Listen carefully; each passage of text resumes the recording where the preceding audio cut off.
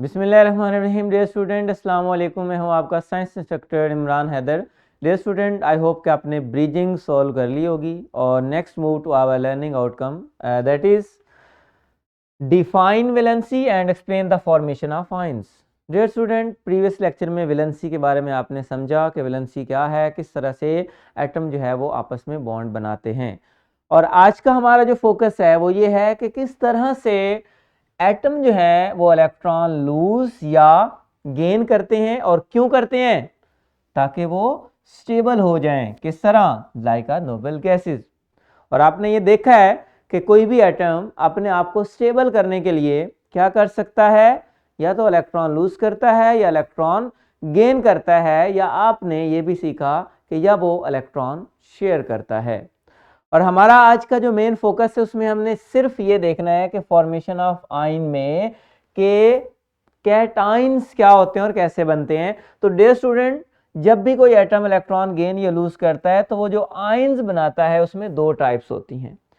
एक होता है पॉजिटिव आयन जिसको हम कैटाइन कहते हैं, और एक होता है नेगेटिव आयन जिसको हम एनाइन कहते हैं। तो आज का हमारा फोकस सिर्फ और सिर्फ फॉर्मेशन ऑफ पॉजिटिव आयन मतलब कैटाइन है, उसको समझना है।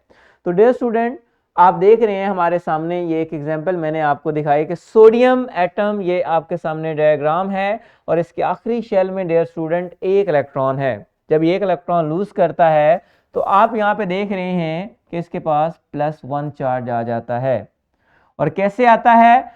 नंबर ऑफ प्रोटॉन आपके पास 11 है, लेकिन यहाँ पे जब एक इलेक्ट्रॉन चला जाता है तो नंबर ऑफ इलेक्ट्रॉन जो है वो 10 हो जाते हैं। तो इसलिए आप सोडियम के ऊपर जब चार्ज लिखते हैं तो डियर स्टूडेंट +1 लिखते हैं।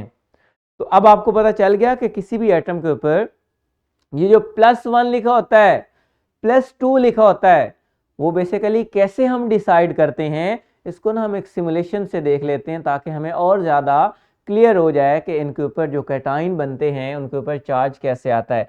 हम लिथियम से स्टार्ट करते हैं डियर स्टूडेंट, और आपने देखा लिथियम के आखिरी शेल में एक इलेक्ट्रॉन है। कौन बताएगा कि अगर ये हीलियम की तरह होना चाहता है, आखिरी शेल में 2 इलेक्ट्रॉन करना चाहता है, तो क्या करेगा?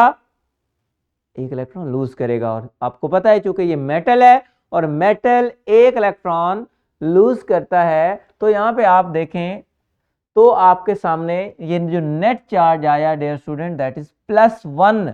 इसका मतलब ये जो +1 है ये इंडिकेट कर रहा है कि इस एटम में प्रोटॉन ज्यादा है और इलेक्ट्रॉन कम है। इलेक्ट्रॉन लूज होने की वजह से इसके ऊपर जो चार्ज आया है वो पॉजिटिव है, और इसलिए हम इसे क्या बोलते हैं? कैटाइन कहते हैं।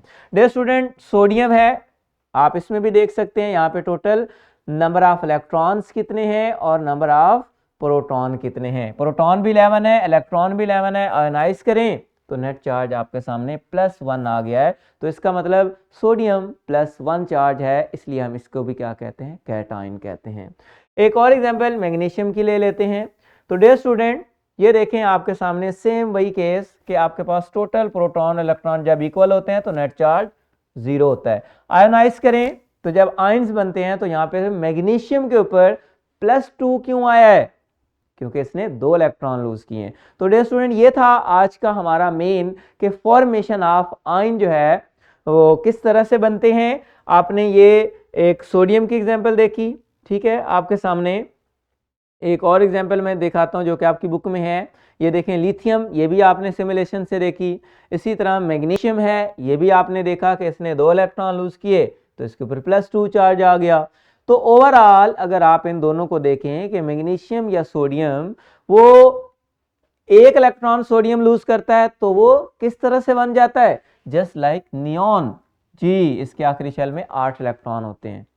मैग्नीशियम 2 इलेक्ट्रॉन लूज करता है तो वो किसकी तरह बन जाता है? Just like neon.